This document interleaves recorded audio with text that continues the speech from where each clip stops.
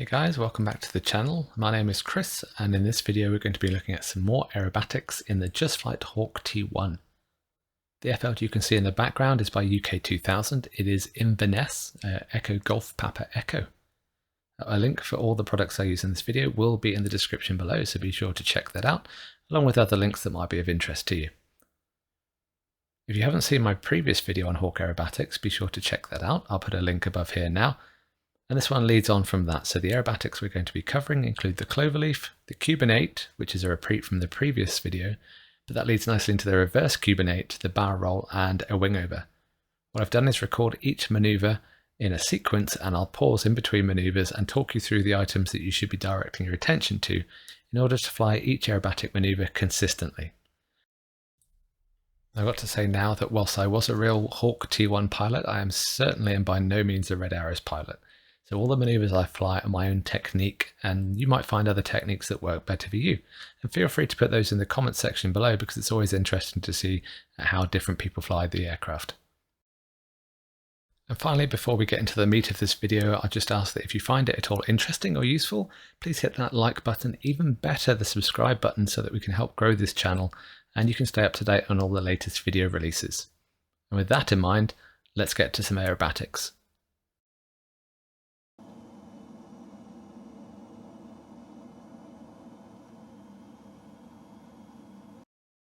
Okay, so I've paused the video there. My next manoeuvre is going to be the Clover Leaf. In this one, I'm looking to enter at 350 knots, about 92% RPM to hold that. I'll be watching out for the trees in the 12 o'clock, and you'll see that I'm positioned 90 degrees off to my crowd center line. You can see that by looking at the course bar that I've set in the HSI is on the runway heading, so it's 90 degrees off. To start this manoeuvre, I'll anticipate the pull-up because we don't want to go beyond the center line, and I'll use about 5.5 G for that pull-up.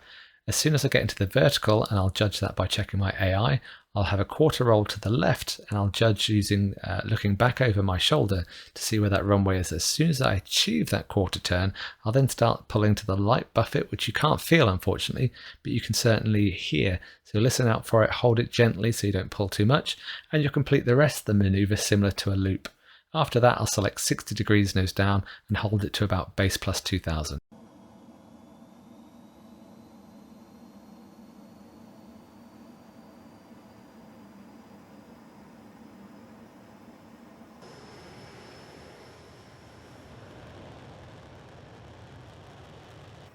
So my parameters look good. I'll use 5 to 5.5 G, look at the G meter, and then looking over my left shoulder to look for the vertical. As I approach the vertical, I'll look at the AI. As soon as I'm in the vertical, I'll do that quarter roll, looking over the top of the head box of the ejection seat, and all I'm doing is listening for that light buffet. As I get through the vertical down, I'll have a look at the AI for the 60 degrees, and now I'm scanning my altimeter for plus 2000 on base, so 2200, and then a 5.5 G pull out.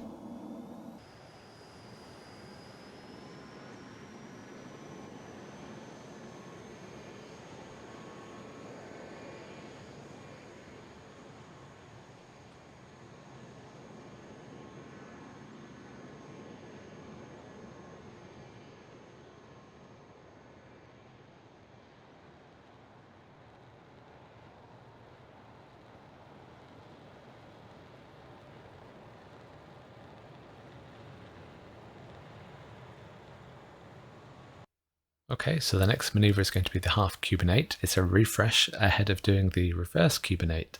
In this manoeuvre, I'm going to be about 330 knots, about 92%. The other alternative of flying this manoeuvre is to hold the similar speed, but when you pitch nose up, you'll go full power, and once you're inverted, you can then select about 90%. I find at this altitude, just setting one power makes it a lot simpler throughout the rest of the manoeuvre. So to complete this manoeuvre, once you've completed most of the loop and you end up pointing back at the ground about 60 degrees nose down, you can then roll the correct way up and hold that attitude until you get to around about base, which is 200 above ground, i.e. 200 feet on our altimeter, plus 2000. So 60 degrees nose down, look at the altimeter, wait for 2200, and then backstick in order to get 4 to 5 G and complete the manoeuvre like a loop. So let's give it a go. So looking at the G meter, looking over the top for the center line, holding the light buffet when you can hear it, Looking at the AI for the nose down, rolling the correct way up. Now scanning the altimeter for my required recovery altitude and pitching out per a loop. So this leads nicely into the reverse Cuban 8. In this manoeuvre we're going to pitch nose up to 60 degrees.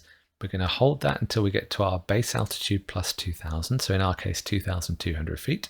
We'll then roll upside down holding that 60 degrees nose high, and then we get to our apex altitude less 1000 feet. We'll start to apply back pressure straight to the buffet in order to complete the rest of the manoeuvre like a loop.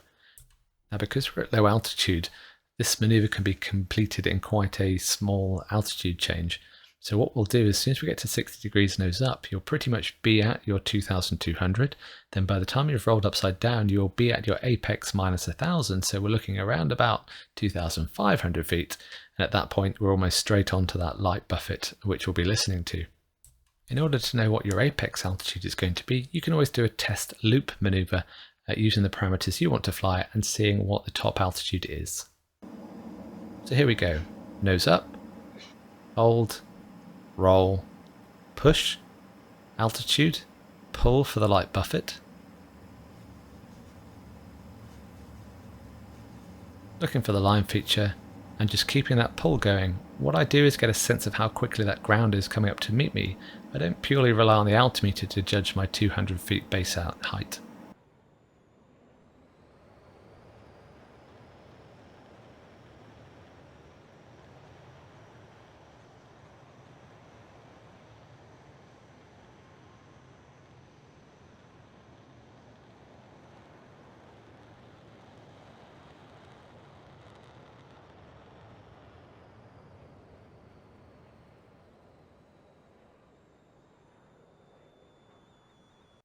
Okay, into the barrel roll. So this almost happens continuously in the sequence. The next parameters I'm looking for are around about 330 knots, and if you use these techniques that I'm demonstrating, you should have consistent results when you exit each maneuver. For the barrel roll, we'll pitch about 45 degrees nose up. We'll start a roll whilst we're holding that pitch rate. So what you'll find is that the nose will go up to about 6 degrees nose up, and we're looking to complete half the maneuver, i.e. upside down, before as the nose of the aircraft goes through the horizon.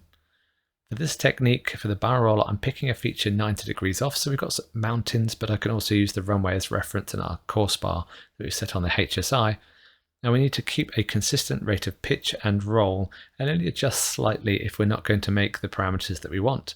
For the second half of the loop, I'm just doing the second half the same as I did at the first half, and just aiming to get back to my 200 feet on the way down.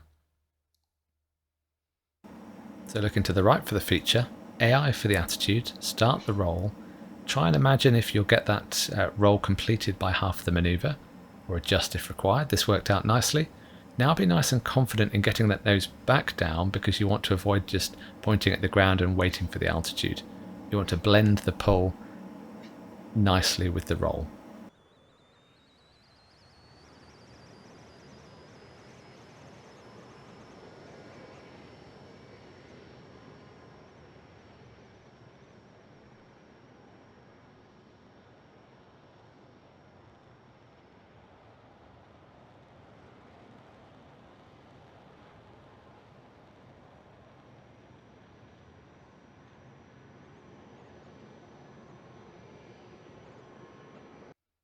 Cool, straight into the wing over. The wing over can be whatever you want it to be. Essentially, you're pitching the nose up, you can involve a turn as well, and then you're overbanking to get the aircraft back down to altitude using about 180 degrees of heading change.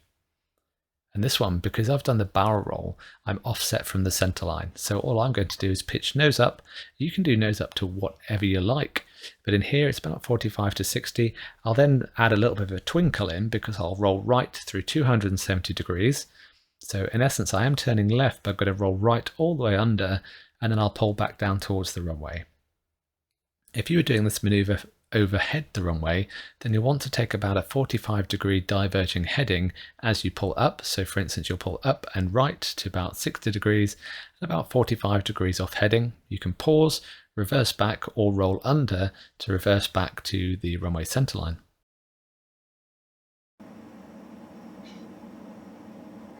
There's the nose up, use the attitude indicator, 270, in fact that's probably more like a 230 degree because I'm pointing my lift vector, pretty much up through the canopy, back at the runway. And the rest of it is adjusting that pole, scanning the altitude and getting a feel for how quickly the ground is coming up to meet you.